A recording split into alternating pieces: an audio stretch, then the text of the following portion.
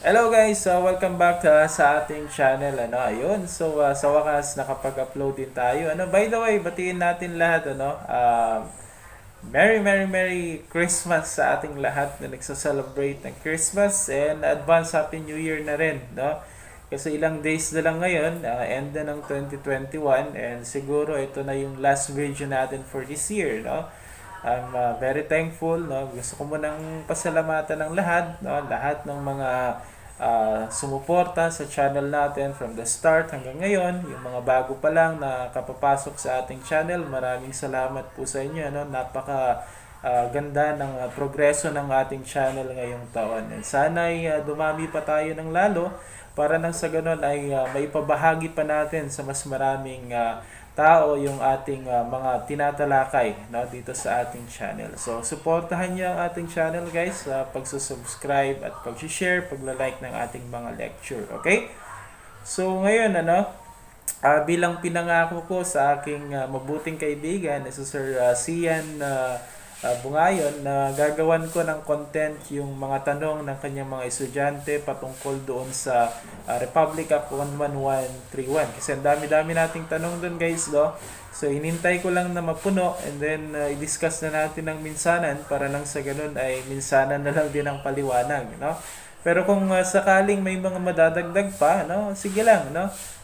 Baka sakaling magawan ulit natin ng content at magkaroon ulit tayo ng oras para sa pag-discuss ng mga topic na nandoon, na talakay natin doon. Okay? So, yun guys, no? Shout out muna sa mga lahat ng nagtanong, nag-comment doon sa discussion natin under Republic Act 11131, no? At sana'y masagot natin ng maayos lahat ng inyong katanungan sa topiko na ating pag-uusapan ngayon, no? So, ito, isa-isahin natin guys yung mga tanong, ha. Sana lang ay masagot ko ng maayos at ito ay akin lamang sa aking kaalaman lamang, base kumbaga sa aking kaalaman, okay? So, tignan natin guys yung pangalan and then yung tanong. So, we have here a question, no?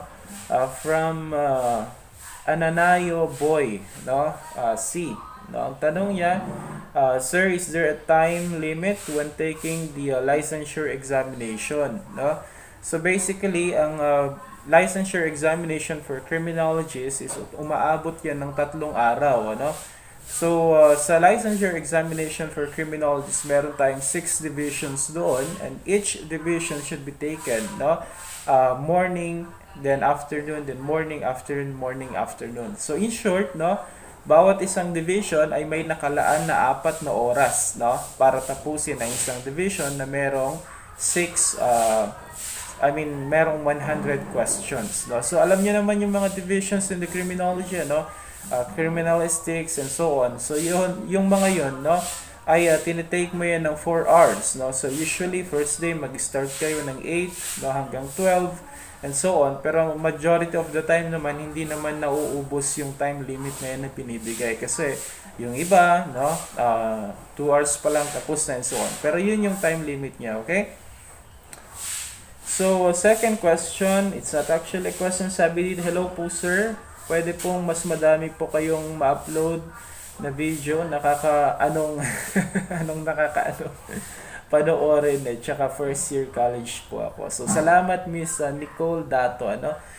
Yes, no, hanggat kaya nating mag-upload ng mga videos, ano, patuloy tayong mag-upload para nang sa ganun ay mas marami pa yung maibahagi nating kaalaman sa ating profession. So, salamat sa pagsuporta. Okay, next. Sir, may I ask if they change the passing rate of becoming a criminologist, no? So, wait lang. Yan. Ito kasi yung buo, ano, medyo hindi natin na-screenshot ng buo. So, base dito, ang tanong niya is, if they change, tanong ni Mr. Jake Justin Bogbog, ano? If they change, tanong niya, if they change the passing rate of becoming a criminologist, no? Did they also change the difficulties of the board examination?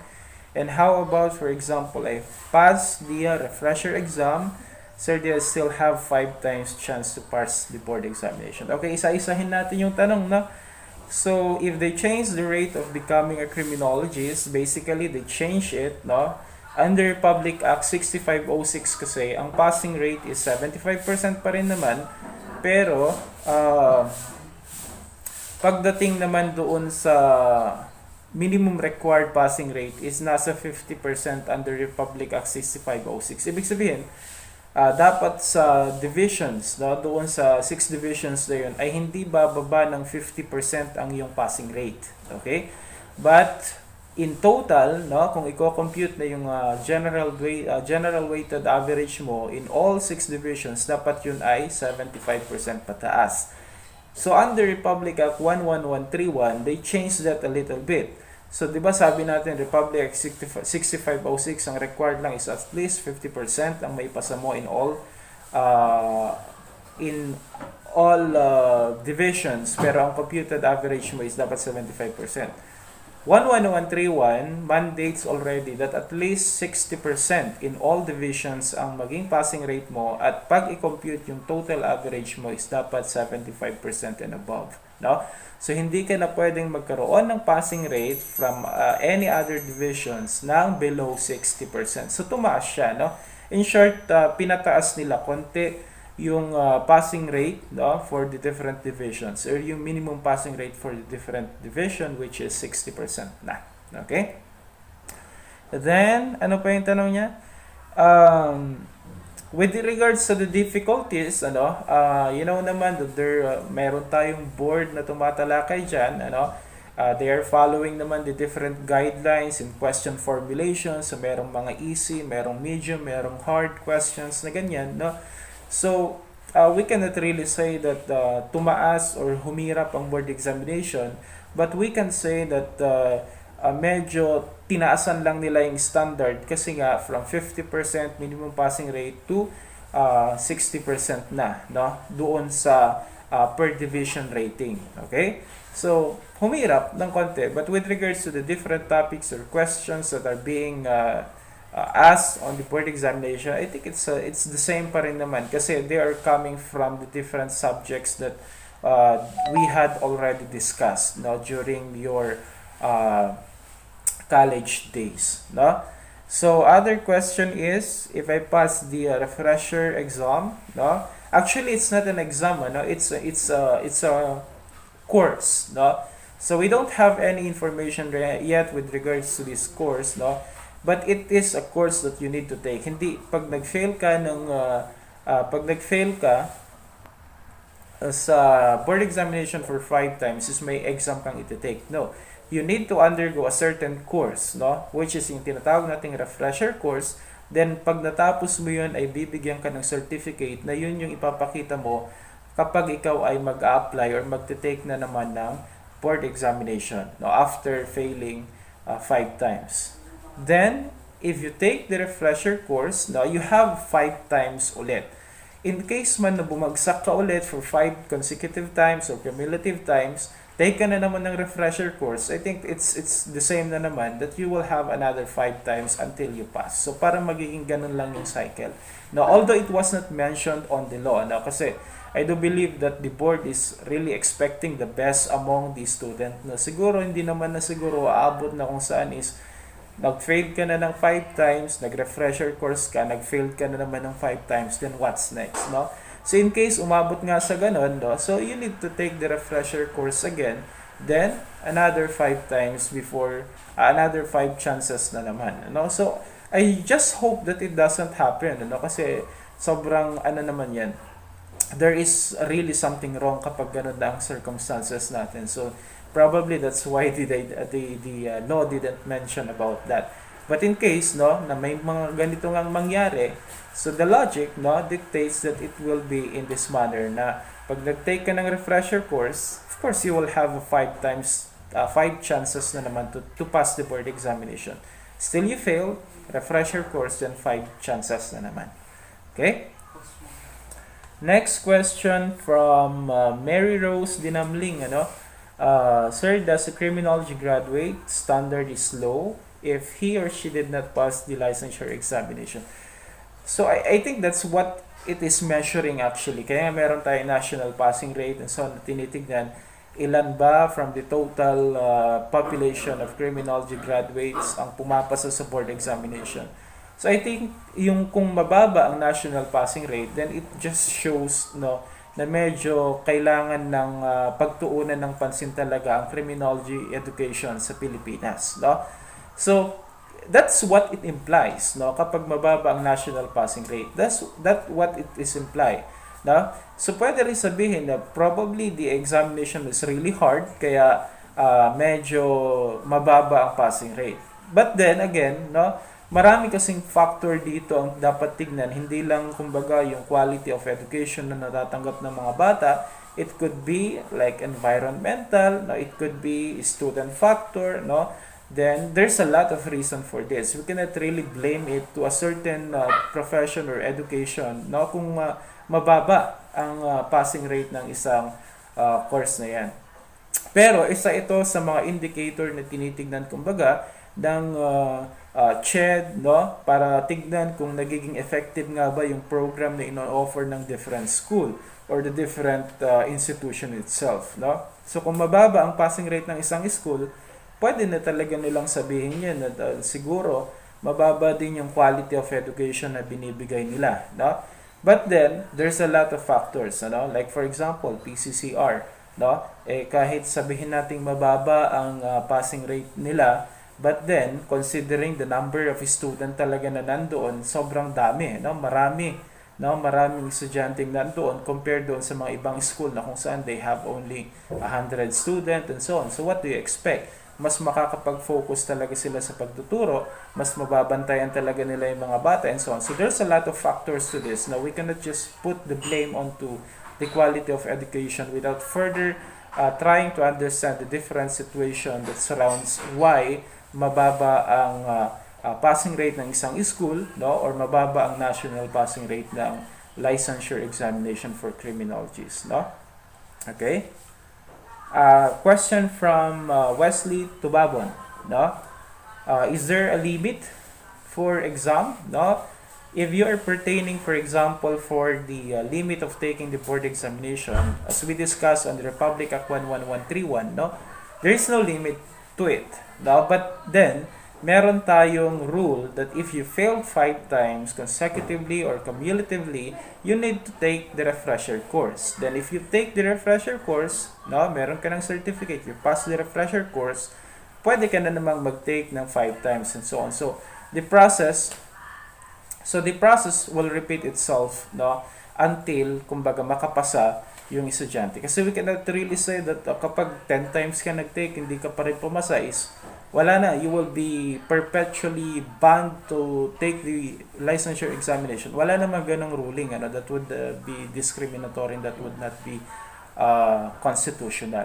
So there's no limit as far as taking the board examination is concerned, but there is a requirement if you fail 5 times consecutively or cumulatively, which is passing the refresher course, no? Next question from John Lester Kaingin, no? Sir, curious lang po ako kung point something lang yung kulang para pumasa, like 1%. Is there any consideration? Ano? So, I cannot say directly that there is, no? But kasi wala naman tayong kapit sa loob. No? Wala naman tayong kakilala sa loob na makapagbibigay sa atin ng impormasyon patungkol dito. But as far as my observation is concerned, no? There are instances talaga. I think I heard this also from a person na may kakilala sa loob. That there are instances talaga that they are pulling up, no, yung mga kumbaga they're giving humanitarian consideration to those individuals na konting-konti na lang papasa na. No, example for this is for example lahat ng subjects mo, like in all divisions, you have a rating of 75 straight, no? 75 sa ganitong division, 6 na division, 75 lahat ang passing rate. I think that's very impossible talaga to have or to have that rating na kumbaga lahat ng subject mo is 75 unless there is this humanitarian reason, no, kung bakit naging ganun yung grade mo. Kasi kung titignan naman natin yung mga passing rate ng iba, like for example, meron silang 65, meron silang 80, meron silang 81, ganun. But in total, ang passing rate nila is 75 and above, pasado. But ang mahirap i-explain is yung 75 flat, no, sa lahat ng division, 75 lahat. So there are instances, no, as far as I heard, no, I'm not saying that it's true, no, baka mamaya mabatas tayo. As far as I heard, no, there are times that they're giving consideration doon sa kumbaga malapit na talaga yung points niya sa passing rate, no. Kaya minsan makikita mo yung mga pumasa at 75 yung rating nila sa lahat ng division. So probably these are the individuals that passed because they were given humanitarian consideration by the board, no, kaya pinasa sila. Kasi isa rin yung tinitignan natin dito is yung national passing rate. Meron yung mga chances na kung saan para mapaangat lang konti yung national passing rate is pagbibigyan nila, yung mga kumbaga is malapit ng pumasa, points na lang ang kulang, consideration para lang tumaas yung passing rate. So, there are those instances na kung saan nangyayari yung ganun. I don't know if that would still apply dito sa 11131 kasi meron na tayong deferred. Before kasi, you failed in one subject, you failed in all, no? So, I don't know if that will still apply on your case, especially you're all first year, no? Pag kayo nag-take ng board examination, what will be applicable on that day will be the provisions of Republic Act 11131. So we just don't know. We cannot say for sure, But I'm not sure if it's safe to say that there is a consideration being given to those who almost pass the board examination. But if there is, then that would be good. I think that's that's reasonable, that's humanitarian, and it is acceptable naman on the part of the majority. Okay? Ayan. So that's the first 5 question. Let's proceed kasi medyo marami to, sa loob from Cardenas Richard, sa loob ng 100 question post-exam, paano po malalaman kung ilan ang tama sa... I mean, he's pertaining to the raw score in comparison with the rating, So, sa amin kasi, for example, I'm teaching, meron kaming ginagamit na transmutation table, I do believe that they are using also the same thing doon sa computation ng rating ng board examination. Not necessarily that 75 score is equivalent to 75% rating, So there could be a little bit of adjustment with regards to this, Meron siguro silang ginagamit na transmutation table, which I don't know how it is done, But based on my experience in giving grades to students, so we are using transmutation table, So it's not necessarily that 75% is equivalent, 75% is equivalent to 75 score out of 100. They probably are using transmutation table for this. From Miss Glimpses Tuginay, Hi sir, cold afty. Oo nga, malamig pa. Ask ko lang po if sakaling may nahuling nag-cheat sa board exam, ano po ang parusa? At pwede po ba siyang magkaroon ng chance na mag-take ng exam ulit? Okay, so with regards to cheating, it's not very clear on Republic Act 11131 what would be the remedy. Pero merong memorandum ang PRC, merong memorandum ang PRC with regards to this. Like for example, halimbawa during the examination, accordingly nahuli ka na nag-cheat, so you will be the proctor, the person in charge of taking care or napagbantay sa examination ninyo will make an incident report. Pero hindi, kumbaga, the subject will not be notified for that, hindi mo nasasabihin doon sa examinee kung siya ay nag-cheat and so on, siya ay nahulian and so gagawin nila ng incident report which will be subjected immediately after, so he can still proceed with the examination but he will be advised not to take the second examination already. So kumbaga meron ng issue doon.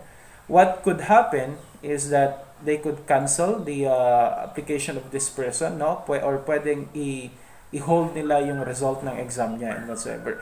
Subject to prior investigation, this will be subject to prior investigation kasi alam mo naman, no, innocent until proven guilty. So in case it will be proven, no, that he cheated on his board examination and so on, so yung mangyayari dyan is ma-invalidate kumbaga yung result ng exam niya. So wala na yun. Kumbaga considered failed na siya. Then, if there will be cases that will be filed, kasi under civil service examination, meron talaga silang batas na kung saan if you cheated on the civil service examination, kung nahulihan ka nag-cheat on the civil service examination, meron kang kaso. As I was searching if there is such that, meron ganong law applicable to Criminology Licensure examination, wala akong mahanap, But then, I think it is under the mercy of the board kung ano yung magiging action nila with regards to this. Now, with regards to the chance of retaking the examination, kung meron pa, no, try to visit the qualification for examinees. No? Meron doon yung tinatawag nating must have no pending cases or conviction of final judgment of crime against moral turpitude. So if in case, no, because of that action na nag-cheat siya during board examination, nasampahan siya ng kaso, I don't know what possible case could be filed kasi sabi ko nga, meron lang tayo under civil service examination, but for other board examination, wala akong mahanap. No? But in case they will file a case against that person, that would be a case against moral turpitude. No? At kung meron siyang kaso sa against moral turpitude, considered as case against moral turpitude, then that would ban the person now from taking the board examination because he cannot comply with all the requirements that is mandated by the board. No? So doon lang tayo magkakaroon ng hindrance in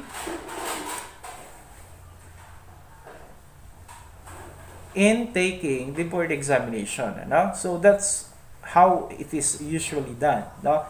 I don't know if there are laws really that governs not cheating in the board examination. But as far as I'm trying to look for references for this, wala akong mahanap eh. They have the memorandum so far that governs the certain actions that the board could take upon kapag merong nahuli ang nag-cheat nga during the board examination. Next question is from Shemel Nahiyahan. Okay. Shemel Nahiyahan. Sir, may age limit po ba ang magte-take ng licensure examination? Paano po kung 30 na po yung age niya pero hindi pa po tapos ng college? Okay. So there's no limit, no, for taking the board examination. Walang limit 'yan. You can take it kahit anong edad ka na. But siguro ang problemahin mo is the age limit for applying in the tri-bureau.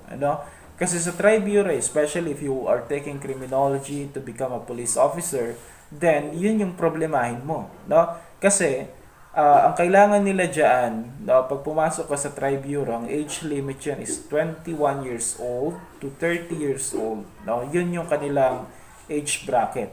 Ngayon, pwede kang mag-age waiver until 35 years old. No? So kung kaya mong tapusin within that span of age, no, pwede kang wag kang mawalan ng pag-asa. But if you don't intend naman to apply into the PNP, you just want to finish your degree, no, you just want to become a licensed criminologist and so on, and try to look for other job aside from the tri-bureau, then there's no problem with regards to that, no? So with regards to age limits sa pagte-take ng board examination, walang age limit tayo doon, okay? Next from Angeline C. Sevilla. Kapag po ba nakapasa sa licensure examination, diretso na pong magtrabaho o pwedeng mag-apply sa mga agencies na naayon sa kung anong profession at kukunin mo kung criminology ang natapos? Yes, no? Kasi if you have passed the licensure examination for criminologists, then you have eligibility already to apply into the different professions that you wanted to apply into using your eligibility as licensed criminologist, no? Kasi sa pag-a-apply ng trabaho, ang hahanapin dyan, guys, eligibility. Ano yung eligibility mo, no? Meron ka bang license, meron ka bang yan, meron ka bang licensure examination na pinasign whatsoever, no? So if you have already passed the licensure examination for criminologist, meron ka ng eligibility na gagamitin mo para makapasok ka ng trabaho, especially if you wanted to enter into the tri-bureau, no? Next, from Henry Bumulo, no?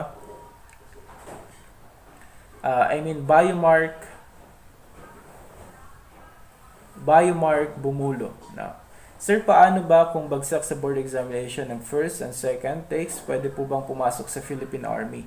So sa Philippine Army, guys, the minimum requirement, no, is at least 72 units in college, no? So even if hindi ka nakapasa ng board examination, gusto mong magsundalo, pwede ka, no, basta nakakuha ka na ng 72 units, no? Halimbawa, no, you enrolled first year ka, ilang units na ba yan? Yung professional subjects, ilang units na ba ang na-take mo dyan?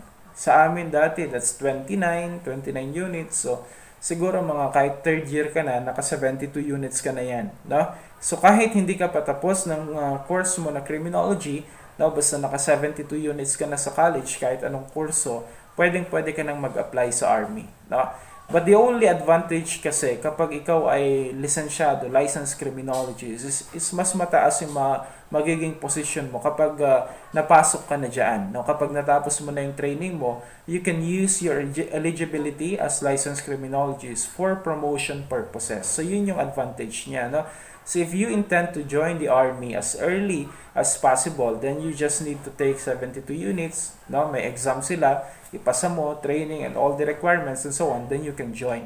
No? But if you want to move higher ranking, no, faster, then I suggest you finish first your degree, pass your licensure examination, then apply ka later on. So pwede po yun. Okay? Question from Andres and Buminaang, no? Sir, regarding doon sa part na pwedeng mag-apply ang any graduates sa law enforcement, example sa isang graduate ng teacher at mag-a-apply siya ng law enforcement, may another example ba siyang kailangan i-take bago mag-apply, or basta teacher pwede nang direct mag-apply? Okay. Sa pag-apply ng PNP, guys, sa pag-apply sa PNP, you just need to have eligibility. And when we're talking about eligibility, yan nga, board examination, no? Pwede namang NAPOLCOM or pwedeng civil service. So, kapag yung isang tao graduate ng BS education, nag-take siya ng kanilang examination, yung board examination for teachers, na ipasa niya, pwede na siyang mag-apply sa PNP. No? Pwede na siyang mag-apply sa PNP. Kasi, ang eligibility niya, meron na, which is yung kanyang board examination sa kanyang kurso. No? So, it does not necessarily that dapat ikaw ay graduate ng criminology bago ka mag-apply sa PNP. Pwedeng mag-apply dito, graduate ng BS Nursing, tapos nakapasa siya sa examination or board examination ng nursing and other courses. No? So, it's not only exclusive for criminology only. Pwede silang mag-apply. Now, the only difference is that pag ikaw ay licensed criminologist, you don't need to take the entrance examination for PNP. While for other courses, na halimbawa, graduate ng education, licensed teacher, na you need to take, no, the PNP entrance examination. For us, no, na kapag ikaw ay lisensyado ng criminologist, you don't need to take this entrance examination anymore. Okay? Next question from Kenneth Raniel Mendoza. Sir, may I ask, may apprenticeship pa rin po ba na kung papasukin mo yung forensic profession? And the likes that kahit nakapasa ka na sa bar. Okay, so let me be clear na that bar examination is not for criminologists. Bar examination is for Bachelor of Law, yung mga gustong mag-lawyer. No? So if you are a passer of the bar examination, then you are already a lawyer. And if you wanted to enter into the forensic profession, then there's no need for apprenticeship. Kasi, again, wala namang specific agencies ng government that admits itong mga forensic expert and so on. So, nasa ano pa rin yan? Nasa PNP, no? Nasa crime lab and so on, which is still under the PNP, ano? CIDG, NBI, and the likes, no? So if you wanted to enter the forensic profession, you can use your eligibility as a lawyer, no, to enter. Now, there's no need for apprenticeship. Actually, mas preferred ka pa nga kasi when we're talking about forensic, it's not just only about scientific instruments used for examining evidences and so on, but there's also the relationship of these different evidences to law, no? In which your advantage kapag ikaw ay lawyer kasi you're talking about evidences, preservation of evidences, and using that for court purposes. So mas may advantage ka kapag ikaw ay bar passer, no? So there's no need for apprenticeship, no? And I think hindi naman na ginagawa yun kasi the more training you have, no, you could enter, like for example, seminars and training relative to forensic examination and so on. Actually, we have a new profession pala, no? The BS Forensic. The only problem, it doesn't have board examination, no? So wala siyang board examination. Kapag ikaw ay graduate ng BS Forensic, no, para makapasok ka sa gobyerno, makapag-apply ka, magamit mo yung profession mo sa gobyerno, no? You need to take the NAPOLCAM examination or the civil service examination.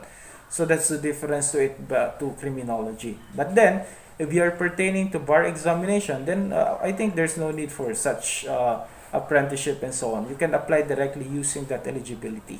Okay? Next from Clifford Balimbin, no? Tanong lang po sir, pwede pa rin ba mag-take ng board examination kahit paulit-ulit kang fail? At totoo po ba yung sinasabi na kapag top notcher ka po ba sa klase kahit di ka na po mag-board examination? Okay. So first question, pwede mag-take ng board examination kahit paulit-ulit ka ng fail. So again, there's no limit to that, no? Pero meron tayong rule that 5 times kang bumagsak, you need to take the refresher course. Okay? So pwede mong ulit-ulitin, no? As long as kapag umabot ka na ng 5 times na fail, you need to take the refresher course. And with regards to the second question, kapag ikaw ang top notcher sa klase. So sa klase yung pinapertain nila guys, ha. So kapag ikaw ay top notcher sa klase, walang ganung exemption na mangyayari, no? Wala tayong exemption to board examination. I mean, kahit ikaw yung pinakamatalino doon sa klase, you need to take the licensure examination because that's the standard of practicing the different profession in our country, no? Probably, ang pinapertain nila dito is, for example, kapag ikaw ay cum laude, yung mayroon kang Latin honors, no? Kung ikaw ay may mga Latin honors, so pag graduate kang summa cum laude, magna cum laude, no? Or cum laude, may exemption ka doon sa civil service examination. So, pwede ka nang magkaroon ng civil service eligibility, no? Kapag ikaw ay merong Latin honor or laude ka nung graduate ka ng kurso mo. And that alone is already an eligibility that you can use in applying for any government position you wanted, no? You're qualified to. So kapag laude ka, no, ilakad mo lang yung civil service eligibility mo and you can use that already, no? Para makapag-apply ka ng trabaho sa gobyerno. Okay? So baka yun, no? Pero sa board examination, walang ganung exemption. Kahit summa cum laude, cum laude, magna cum laude, you need to take the board examination to your profession bago ka mabigyan ng lisensya na i-practice yung profession mo. And that's the difference between board-oriented profession and non-board-oriented courses. Okay? Tanong ni Raiza Lopez, no? Sir, ask ko lang po kung ang minimal passing score for the criminology licensure, tapos ano po ang gagawin kapag hindi po nakapasa. Okay? So with regards to this score, no? We don't have a specific score mentioned there, no? Kasi sabi ko nga rating lang ang sinasabi ng batas natin, no? Ano yung rating na yon? 60, not less than 60% in any divisions, no? And the total general weighted average must be above 75 or 75% and above. Yun yung passing rate, no? With regards to score, no, I'm not sure, but it would be safer if you will target at least 60 out